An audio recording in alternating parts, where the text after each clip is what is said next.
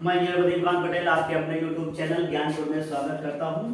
और आज हम लोग पढ़ेंगे इसमें यूरोप महाद्वीप। तो सबसे पहले इसमें जानने वाली ये बात है यूरोप महाद्वीप में कि देखेंगे जब आपको अक्षांश और देशांतर बताया जाता है तो उसमें एक बात आती है कि जो 0 डिग्री देशांतर रेखा होती है इसको कहा जाता है GMT, और जो 0 डिग्री अक्षांश रेखा होता है इसको कहा जाता है भूमध्य रेखा, और 23.5 डिग्री जो इस पर होती है उत्तर में यानी नॉर्थ साइड में, नॉर्थ पोल रीजन में तो उसको कर्क रेखा कहते हैं। साउथ पोल रीजन में जो 23.5 डिग्री जो रहती है कर्क उसको मकर रेखा कहते हैं। तो एक बात ये जानने की इसमें है कि जो यूरोप एक ऐसा महाद्वीप है जहां से कर्क, भूमध्य और ये मकर यानी तीनों लाइनें नहीं गुजरती, पहली बात। दूसरी बात यहाँ से है कि यहाँ से एक जो है 0 डिग्री लाइन गुजरती है देशांतर। तो ये पूछा जाता है कि बताइए निम्न में से कौन सी जो है लाइन जो है यूरोप महाद्वीप से गुजरती है। तो आपका आंसर हो जाएगा GMT यानी ग्रीनविच मीन टाइम। क्लियर है बात।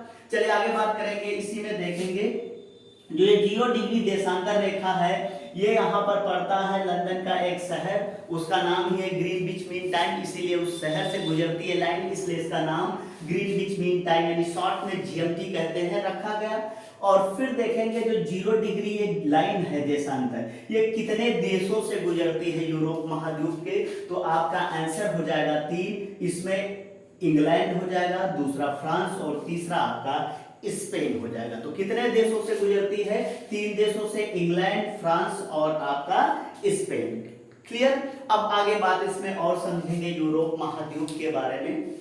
जो यूरोप महाद्वीप है यहां पर देखेंगे तो ये आपका नॉर्थ पोल रीजन की तरफ ज्यादा शिफ्ट है, इसी वजह से यहां पर देखा जाए, कल हम लोगों ने एक चैप्टर पढ़ा था डेजर्ट। तो अगर देखा जाए तो यूरोप एक ऐसा महाद्वीप है जहां पर कोई भी डेजर्ट यानी कि रेगिस्तान नहीं पाया जाता, इसीलिए इसको डेजर्ट लेस कॉन्टिनेंट भी कहते हैं। तो यूरोप को क्या कहा जाता है? डेजर्ट लेस कॉन्टिनेंट कहते हैं यानी मरुस्थल विहीन महाद्वीप कहेंगे इसको। चले आगे हम लोग इसी में बात जानेंगे। जो यूरोप महाद्वीप है तो अगर आप देखेंगे तो जो बताया जाता है कि 7 महाद्वीप हैं, और इसमें से तो अगर देखा जाए ये क्षेत्रफल में कितने नंबर पर आते हैं तो विश्व का ये क्षेत्रफल में 6ठे नंबर का महाद्वीप है। क्लियर। एक बात और इसी में जानने की, अगर जो हम लोग बात करेंगे तो देखेंगे जो आपको 7 महाद्वीप बताए जाते हैं इसमें से जो है अगर जो हम लोग बात करें इसकी जो है अफ्रीका और दक्षिणी अमेरिका की, ये इनसे जो है आपका भूमध्य रेखा तो ये दोनों गोलार्धों में पाए जाते हैं। जबकि अगर जो हम लोग बात करें ऑस्ट्रेलिया की और अंटार्कटिका की, ये दक्षिणी गोलार्ध में है। जबकि एशिया की बात किया जाए और आपका बात यूरोप की जाए या उत्तरी अमेरिका की, तो ये दोनों जो है आपका उत्तरी गोलार्ध में पाए जाते हैं। तो अगर जो देखा जाए उत्तरी गोलार्ध में एशिया है आपका, और आपका जो है उत्तरी अमेरिका यानी नॉर्थ अमेरिका है, ठीक। और तीसरा अगर हम लोग बात करें इसी में यूरोप, तो इन तीनों महाद्वीपों में अगर बात किया जाए तो यह उत्तरी गोलार्ध में पाया जाने वाला सबसे छोटा महाद्वीप है। क्लियर। और अगर जो हम लोग पूरे संसार की बात करें, पूरे विश्व की बात करें तो सबसे छोटा कौन सा है? ऑस्ट्रेलिया। लेकिन वो क्या है? दक्षिणी गोलार्ध का है। तो दक्षिणी गोलार्ध का सबसे छोटा ऑस्ट्रेलिया महाद्वीप है। तो उत्तरी गोलार्ध में स्थित सबसे छोटा महाद्वीप कौन सा है? यूरोप है। और अगर क्षेत्रफल में बात करें तो ये 6ठे नंबर पे आता है। क्लियर है बात। चले आगे इसी में हम लोग बात करते हैं। अभी हम लोगों ने यहाँ जो यूरोप का है तो उसमें स्थिति देखेंगे। तो अगर बात किया जाए यूरोप महाद्वीप की तो इसमें देखेंगे कि जो है इसके पूर्व की बात किया जाए तो इसके पूर्व में एशिया महाद्वीप है और काला सागर है। क्लियर। और अगर देखा जाए तो जो आपका ये यूक्रेन और बेलारूस है, यहाँ से रसिया हो जाते हुए एक पर्वत श्रृंखला है और इसको कहा जाता है यूराल पर्वत। क्या कहा जाता है? यूराल पर्वत। तो आपका यूरोप को एशिया से कौन सा पर्वत अलग करता है? यूराल पर्वत। और अगर जो सागर की बात किया जाए तो एशिया को यूरोप से जो है काला सागर अलग करता है। क्लियर? तो ब्लैक सी एंड यूराल पर्वत ये दोनों डिवाइड करते हैं एशिया और जो है आपका यूरोप को। क्लियर?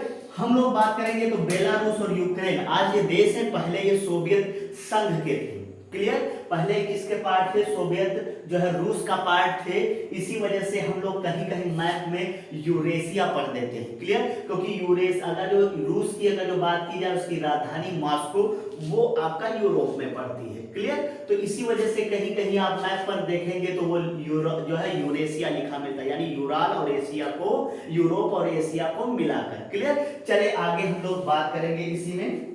यहाँ पर आपके सामने अगर जो अभी हम लोगों ने पूर्व की बात की यूराल पर्वत है और काला सागर है, इसके दक्षिण में अगर जो बात किया जाए तो भूमध्य सागर है। क्लियर? और इसके पश्चिम में बात किया जाए तो अटलांटिक महासागर, और इसके उत्तर में अगर देखा जाए तो आर्कटिक महासागर है। क्लियर? तो ये यूरोप की स्थिति है। अब अगर जो बात किया जाए तो देखेंगे कि जो ये यूरोप है आपका, तो यूरोप में स्कैंडिनेविया प्रायद्वीप बहुत सारे पेनिसुलार पाए जाते हैं, यानी प्रायद्वीप। अगर बात किया जाए स्कैंडिनेविया प्रायद्वीप, आपका जेटलैंड प्रायद्वीप, आइबेरियन प्रायद्वीप, इटालियन प्रायद्वीप, बल्कन, रोमानियन, ये प्रायद्वीप है। इसी वजह से संसार के सबसे ज्यादा प्रायद्वीप कहाँ पाए जाते हैं? यूरोप में। इसीलिए इसको प्रायद्वीपों वाला महाद्वीप कहते हैं, यानी पेनिसुलार कॉन्टिनेंट कहा जाता है। क्लियर है बात? तो इसको क्या कहा जाता है? प्रायद्वीपों वाला महाद्वीप। क्लियर?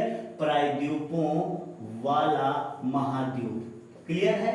अब अगर हम लोग स्कैंडिनेविया की बात करें तो स्कैंडिनेविया में प्रायद्वीप में आपका नॉर्वे, स्वीडन, फिनलैंड ये आते हैं, जबकि जेटलैंड में नीदरलैंड, बेल्जियम, डेनमार्क, और ये आपका आइबेरियन प्रायद्वीप में फ्रांस, स्पेन, पुर्तगाल।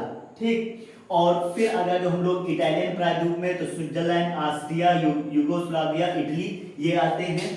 और फिर अगर जो हम लोग रोमन इसमें बल्कन प्रायद्वीप की बात किया तो अल्बानिया, यूनान, बुल्गारिया, ये रोमानिया की बात किया जाए तो यूक्रेन और आपका रोमानिया और बेलारूस ये सारे आते हैं। इसमें जॉर्जिया भी आता है। अगर देखा जाए तो इसका एक देश है, उसका नाम है जॉर्जिया। क्या नाम है? जॉर्जिया।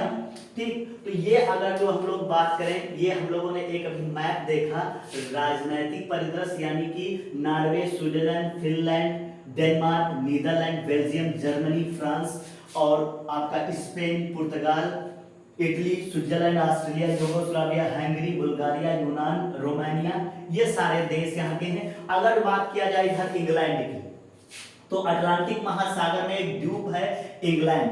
क्लियर? इंग्लैंड में जो है देखा जाए आयरलैंड, आइसलैंड, ठीक, ग्लासगो, बोल्गा, ये सारे इसमें कई कंट्री शामिल हैं, स्कॉटलैंड वगैरह। इस वजह से इसको एक संघ बनाता है, तो इसको हम लोग यूनाइटेड किंगडम कहते हैं। क्या कहते हैं? United kingdom. इसी को यूनाइटेड किंगडम, इंग्लैंड, इसी को ब्रिटेन कहा जाता है। ये सारे नाम किसके हैं? तो इंग्लैंड के ही हैं। अगर हम लोग बात इंग्लैंड की करें तो बात है 1215 ईस्वी की, और 1215 में सबसे पहले डेमोक्रेसी का कॉन्सेप्ट कहां पर आया? इंग्लैंड में। और इंग्लैंड में जॉन सर लुबाक एक राजा था, वो बहुत ज्यादा निरंकुश शासक था, ज्यादा टैक्स वसूलता था।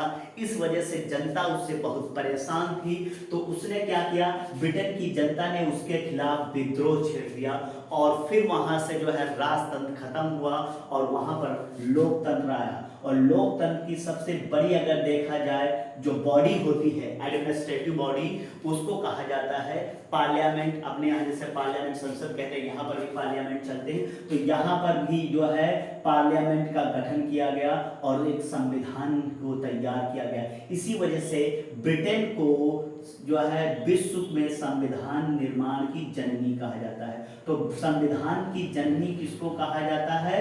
ब्रिटेन को कहते हैं। क्लियर है? तो ब्रिटेन को संविधान की जननी कहा जाता है। तो संविधान सबसे पहले किस देश ने तैयार किया? वो है आपका ब्रिटेन। क्लियर? लेकिन जितनी भी चीजें यहाँ पर लिखी गई वो सब ओरल फॉर्म में थी, मतलब उनका कोई औचित्य नहीं। राजा जब चाहता वो खत्म कर देता है, बस जनता को एक तरह से देखिए शांत करने के लिए कि विद्रोह ना करने पाए। इस वजह से उन रूल्स पर ज़्यादा ध्यान नहीं दिया गया, ज़्यादा उनकी लिमिटेशन नहीं रखी गई कि ये 10 साल में अपने रूलों में संशोधन करेगी। इस वजह से वहाँ फ्लैक्सिबिलिटी ज़्यादा थी, इसलिए ये कैसा संविधान यहाँ का है, लचीला है, फ्लैक्सिबल जो है कॉन्स्टिट्यूशन कहाँ का है, ब्रिटेन का। चलिए हम लोग बात करेंगे ब्रिटेन।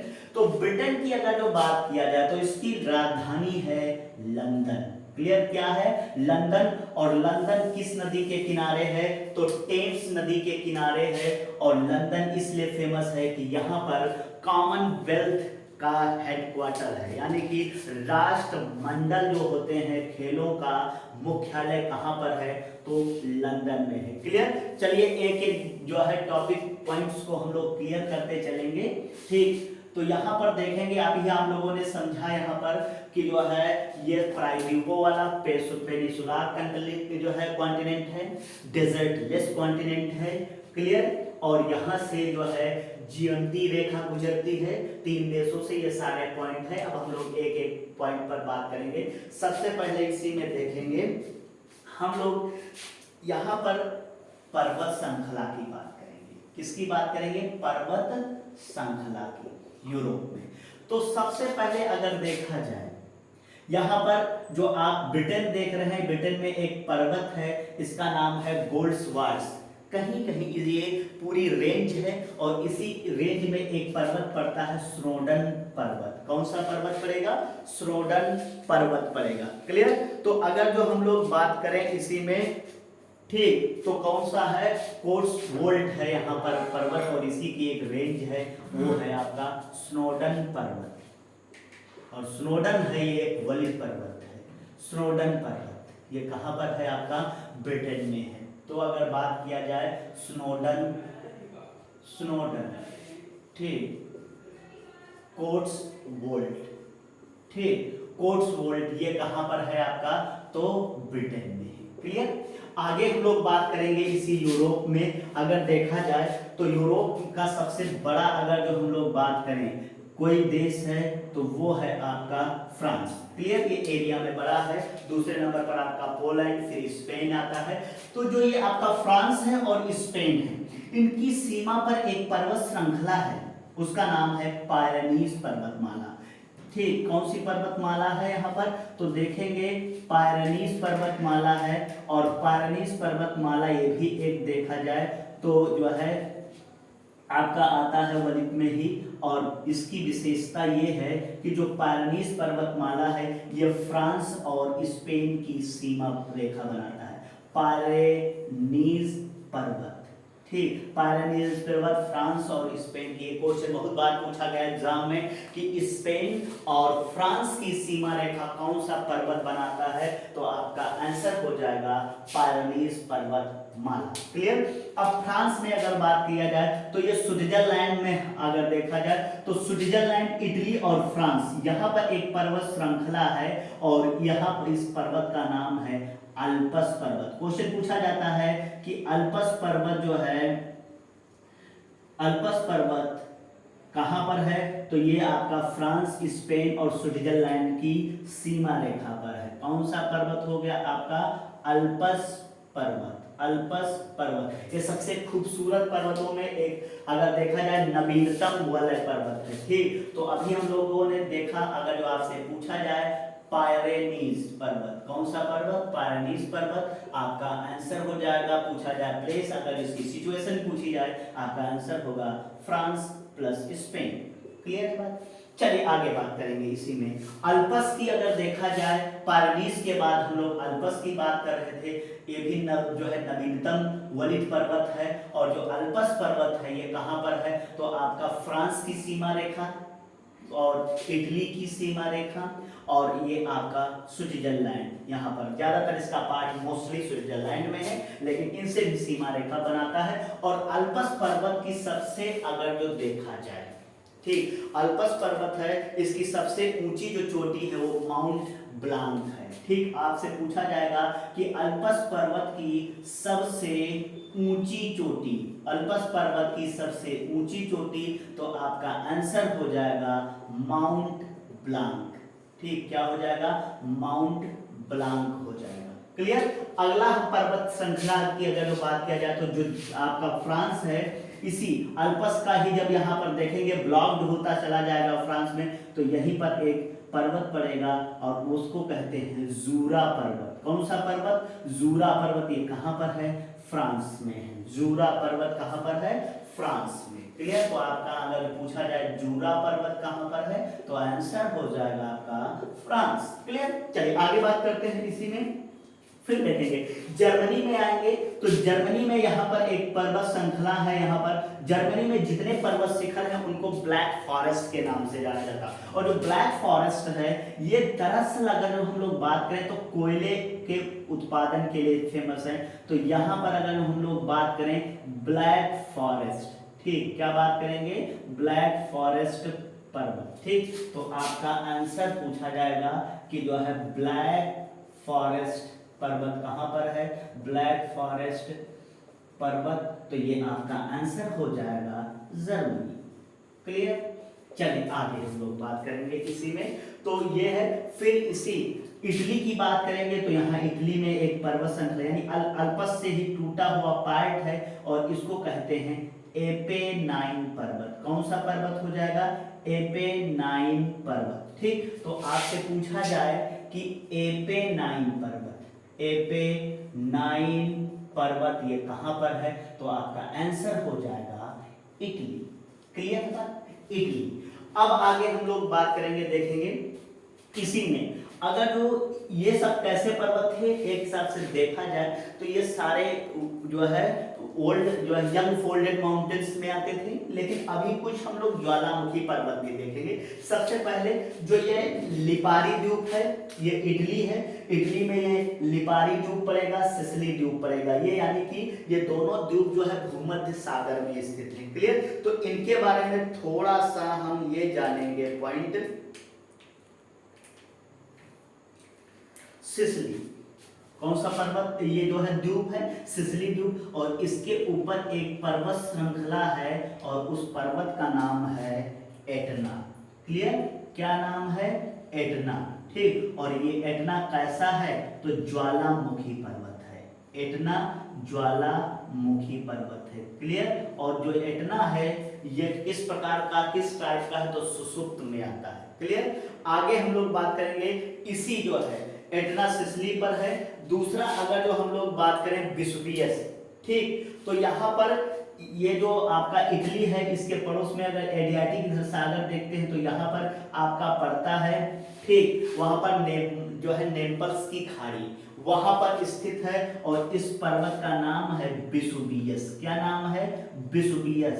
तो जो विसुवियस पर्वत है, विसुवियस पर्वत ये कहां पर है?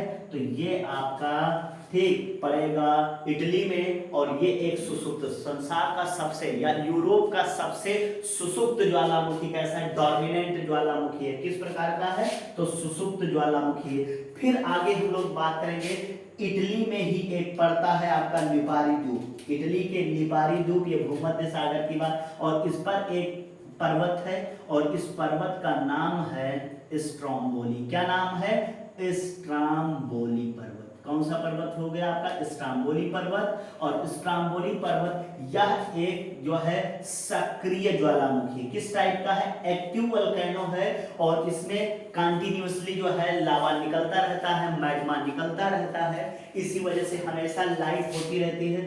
तो जो स्ट्रोम्बोली पर्वत है, ठीक, तो हम लोगों ने बात की अभी एटना की। एटना कहां पर पड़ेगा? सिसिली पर पड़ेगा। ठीक, और इटली में विसुवियस की बात की, ये भी इटली का ही है। ठीक, और ये अगर बात किया जाए तो ये नेपल्स की खाड़ी में है, नेल्सन की खाड़ी में है। और फिर जो है आपका अगर जो बात किया जाए तो स्ट्रोम्बोली, किसकी बात की जाएगी? स्ट्रोम्बोली की। और स्ट्रोम्बोली ये सक्रिय है और ये लिपारी द्वीप पर स्थित है भूमध्य सागर में, इसी वजह से स्ट्रोम्बोली सक्रिय ज्वालामुखी है। और इस कारण जो है स्ट्रोम्बोली को भूमध्य सागर का प्रकाश स्तंभ कहते हैं, यानी कि light pole of the Mediterranean sea कहा जाता है। भूमध्य सागर का प्रकाश स्तंभ। क्लियर। तो भूमध्य सागर का प्रकाश स्तंभ किसको कहा जाएगा, तो ये आपका जो है स्ट्राम्बोली को कहा जाता है। क्लियर, सक्रिय है। आगे हम लोग बात करेंगे इसी में, अगर जो लास्ट एक पर्वत शिखर और देखेंगे, जब आप देखेंगे ये जॉर्जिया, तो यहाँ पर जॉर्जिया में एक पर्वत रेंज है, उसका नाम है काकेशस पर्वत। कौन सा पर्वत रेंज है, काकेशस पर्वत रेंज है। और इसी काकेशस पर्वत रेंज में, काकेशस पर्वत रेंज में एक चोटी पड़ती है, उसका नाम है माउंट एलब्रूस। क्या नाम है उसका, तो माउंट एलब्रूस नाम है, माउंट एलब्रूस। और माउंट एलब्रूस यूरोप की सबसे ऊंची चोटी है। अगर पूछा जाए यूरोप महाद्वीप की सबसे ऊंची चोटी, तो आपका नाम हो जाएगा, ठीक, माउंट एलब्रूस। क्लियर है बात, समझ में आ रहा है सारा कॉन्सेप्ट। नेक्स्ट इसमें देखेंगे, अभी हम लोगों ने एक पर्वत श्रृंखला के बारे में देखा। अब यहां से हम लोग देखेंगे जो ये पर्वत श्रृंखलाएं हैं, यहां से जो नदियां निकलती हैं, ठीक, उन नदियों के बारे में जानेंगे। अक्सर यहां से भी क्वेश्चन पूछा जाता है। और उन नदियों के किनारे बसे शहर पर बात करेंगे। क्लियर है, तो देखेंगे यहां पर हम लोग, अगर जो बात किया जाए यहाँ पर नदी जो है यूरोप की जितनी भी हैं उनके बारे में, तो सबसे पहले हम लोगों ने अभी बात किया था एक नदी टेम्स। ठीक, कौन सी नदी है, टेम्स नदी।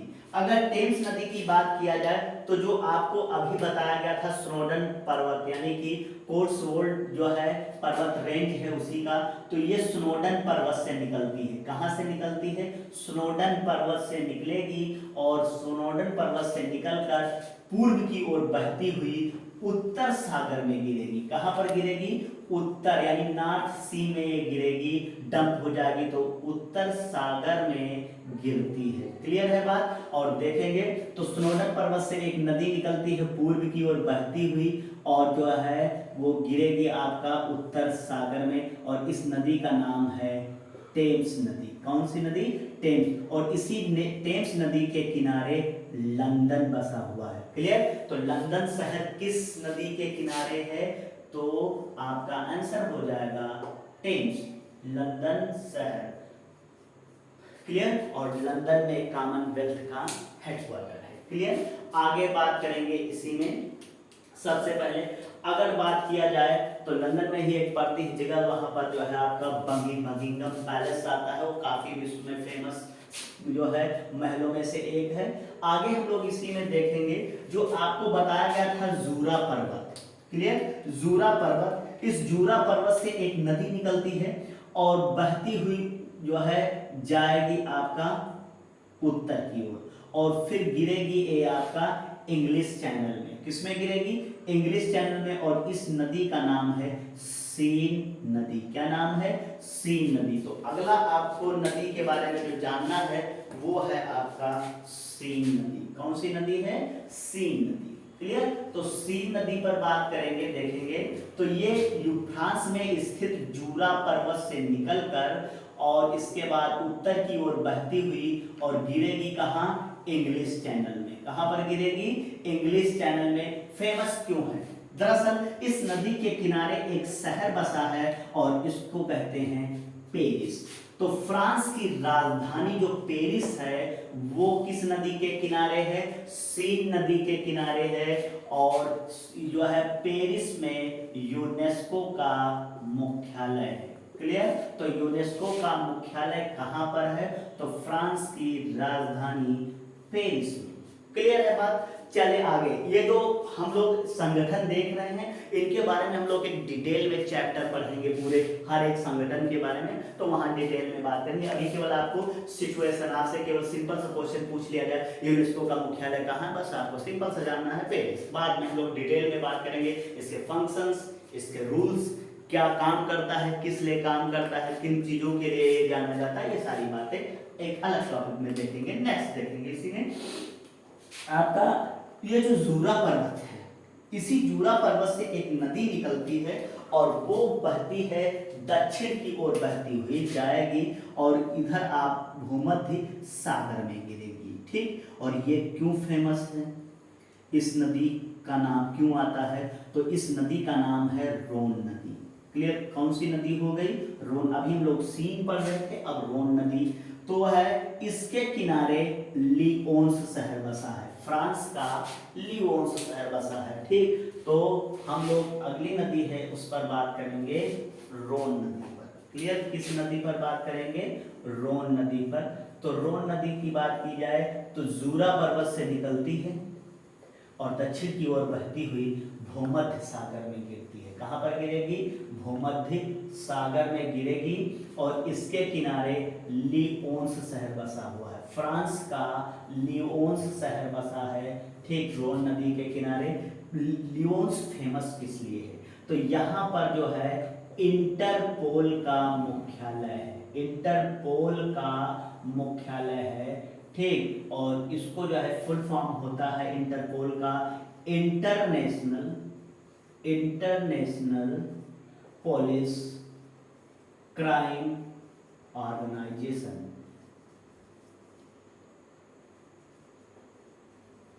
ठीक, ये तो इंटरपोल का मुख्यालय कहाँ है? लियोन्स में। इंटरनेशनल पुलिस क्राइम ऑर्गेनाइजेशन, ये इसका फुल फॉर्म है। नेक्स्ट देखेंगे इसी में रिवर, जो आपको अभी एपेनाइन पर्वत हम लोगों ने बात की। इसी एपेनाइन पर्वत से एक नदी निकलती है और दक्षिण की ओर पश्चिम की ओर बहती हुई और जाएगी, ये गिरेगी आपका भूमध्य सागर में। क्लियर? तो इस नदी का नाम है टाइबर नदी। क्या नाम है इस नदी का? तो इसको कहेंगे टाइबर नदी, टाइबर नदी। ठीक, तो हम लोग जानेंगे इसी में टाइबर नदी के बारे में।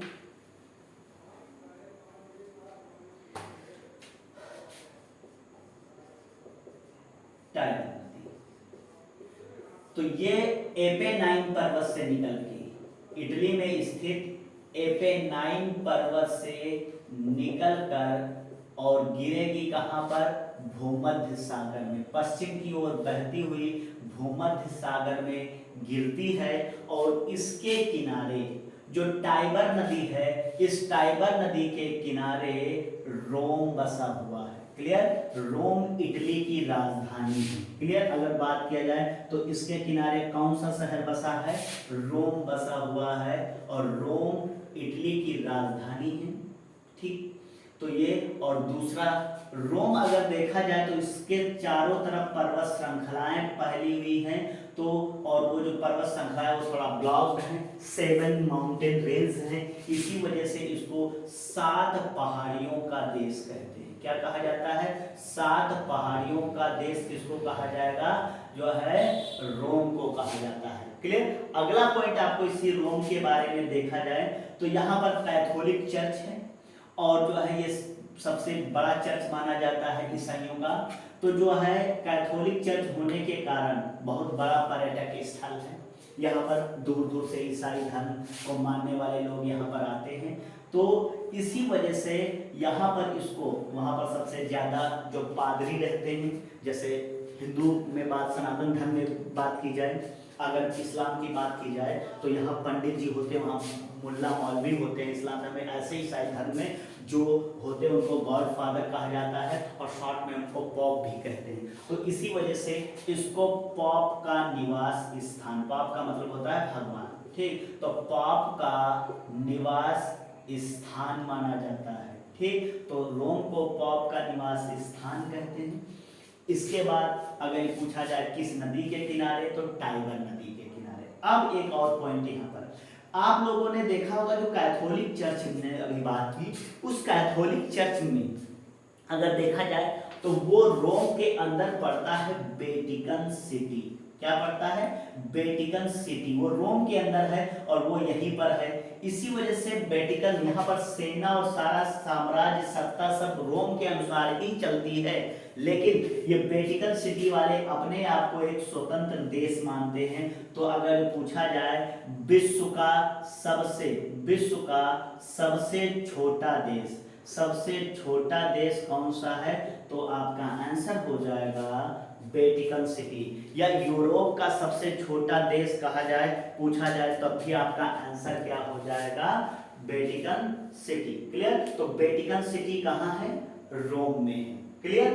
तो ये सारी बातें रोम के बारे में थी, इटली की राजधानी है, ठीक, टाइबर नदी के किनारे है। नेक्स्ट इसी में हम लोग बात करेंगे अभी जो अल्पस पर्वत है, अल्पस पर्वत, इस अल्पस पर्वत से एक नदी निकलती है और उत्तर की ओर बहना शुरू करेगी, और इसके बाद देखेंगे ये उत्तर की ओर बहती हुई जाएगी, उत्तर सागर में गिरेगी, और इस नदी का नाम है राइन नदी। क्लियर। क्या नाम है इसका, राइन नदी। और इसकी विशेषता ये है कि ये जर्मनी और फ्रांस की सीमा रेखा बनाती है। क्लियर।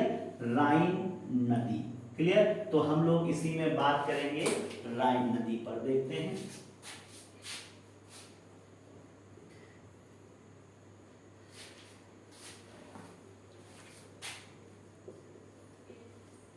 राइन नदी, ठीक। तो ये अल्पस से निकलती है, अल्पस पर्वत से निकलती है और उत्तर की ओर बहती हुई उत्तर सागर में गिरती है। कहां पर गिरती है, उत्तर सागर में गिरती है।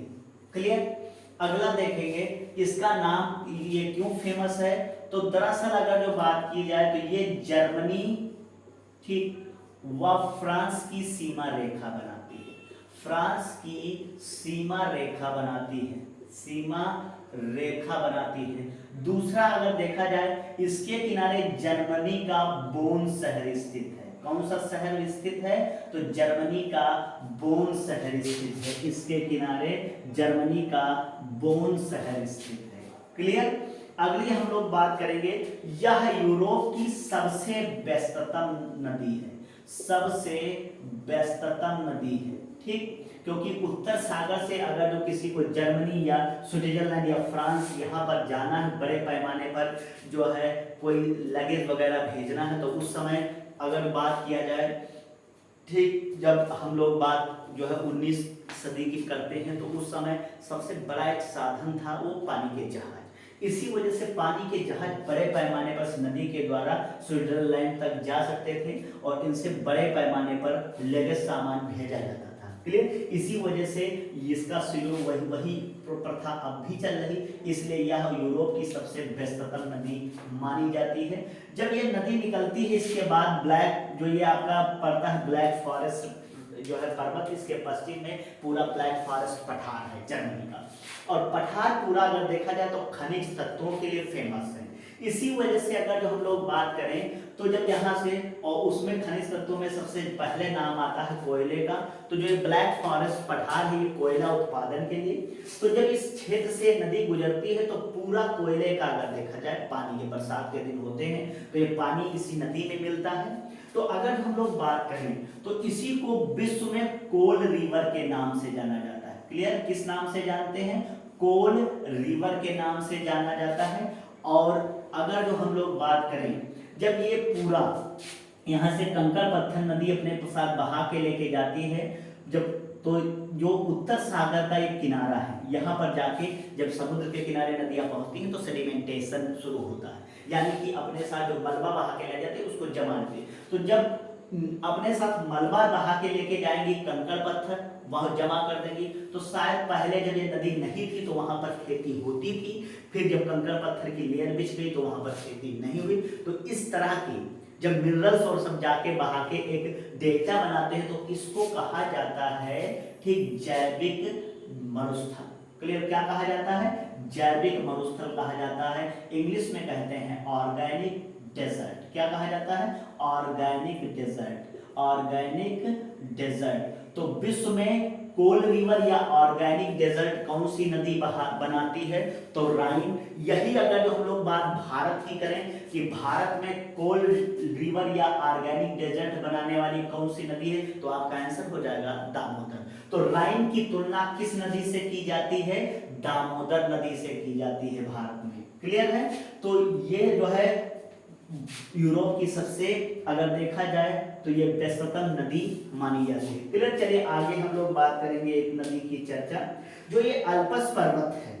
इसी अल्पस पर्वत से जो है एक, जब इसका हम लोग पूर्वी किनारा देखते हैं, यानी कि जब हम लोग पश्चिम से पूर्व की तरफ बढ़ते हैं तो जो इसका पूर्वी हिस्सा है अल्पस पर्वत का, यहाँ से एक नदी निकलती है और जो है पूर्व की ओर बहती हुई और जाके एडियाटिक सागर में गिरती है, और इसका उस नदी का नाम है पो नदी। कौन सी नदी है? पो नदी। तो हम लोग इस नदी के बारे में देखेंगे, पो के बारे में। तो जो पो नदी है ये अल्पस पर्वत से निकलकर और एड्रियाटिक सागर में गिरती है। कहां पर गिरती है? एड्रियाटिक सागर में गिरती है, ठीक। और इसके किनारे वेनिस शहर बसा हुआ है। कौन सा शहर बसा है? वेनिस शहर बसा है। और वेनिस शहर को एड्रियाटिक की रानी कहा जाता है। क्या कहा जाता है? एड्रियाटिक की रानी कहा जाता है। तो एड्रियाटिक की रानी किस शहर को कहते हैं?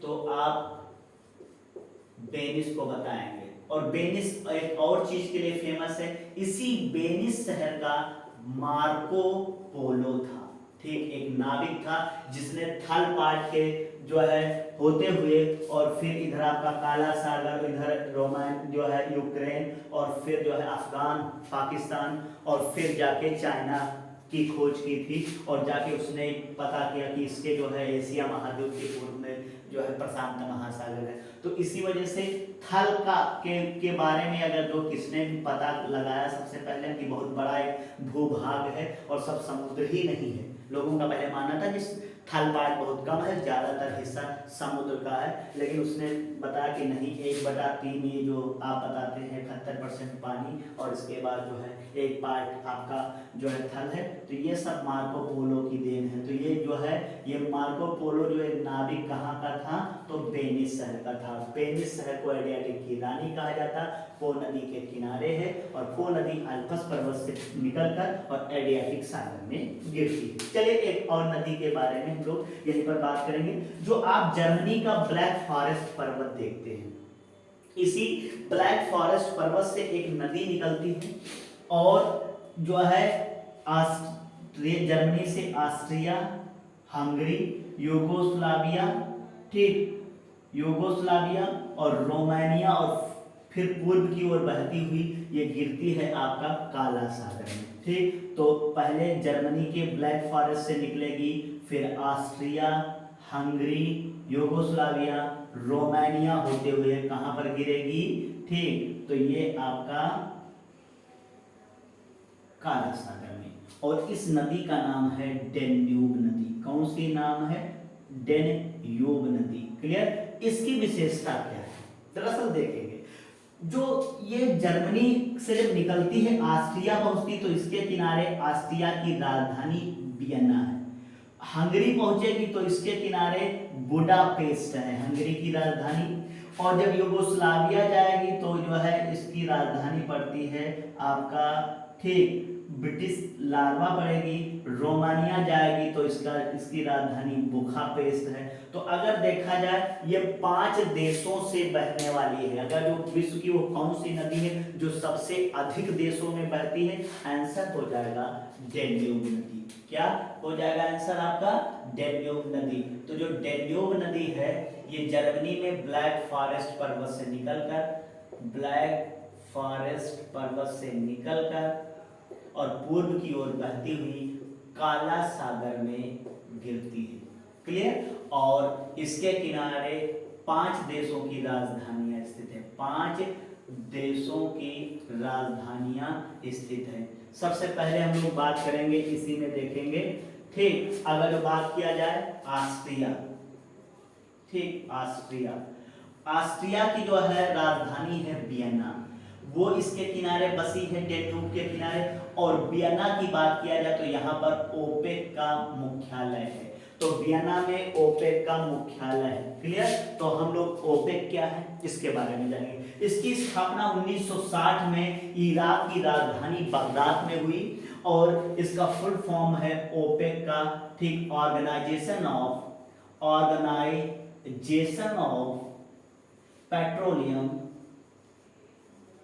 पेट्रोलियम एक्सपोर्टिंग कंट्रीज, ठीक, यानी कि तेल निर्यातक देशों का संगठन, हिंदी में कहते हैं तेल निर्यातक देशों का संगठन। तो ओपेक का मुख्यालय कहां पर है आपसे पूछा जाए तो ऑस्ट्रिया की राजधानी वियना में। क्लियर है। चले आगे हम लोग बात करेंगे इसी में। अगला आता है आपका जो है चेक गणराज्य, ठीक, यानी रिपब्लिकन ऑफ चेक आता है। इसकी जो राजधानी है वो प्राग है, और प्राग का नाम इसलिए आता है कि प्राग में 2006 की बात है, और यहाँ पर जो है खगोल विज्ञान का एक सम्मेलन हुआ 2006 में, और इस सम्मेलन में एक डिसीजन लिया गया कि जो आप प्लूटो के बारे में जानते हैं, यम, तो जो प्लूटो है ये दरअसल क्या कर रहा था, नेपच्यून की कक्षा को इनडायरेक्टली काट दे रहा था। तो ऐसी जब कोई ग्रह किसी दूसरे ग्रह की कक्षा को काटेगा तो ये प्रॉपर्टी ग्रह की नहीं होती, बल्कि ये होती है जब कोई ग्रह, ठीक, जब कोई उल्कापिंड किसी भी तारे का चक्कर लगाएगा तो ग्रह कहलाएगा, और जब कोई उल्कापिंड किसी ग्रह का चक्कर लगाएगा तो वो उपग्रह कहलाएगा। तो ये प्रॉपर्टी उपग्रह की है। लेकिन ये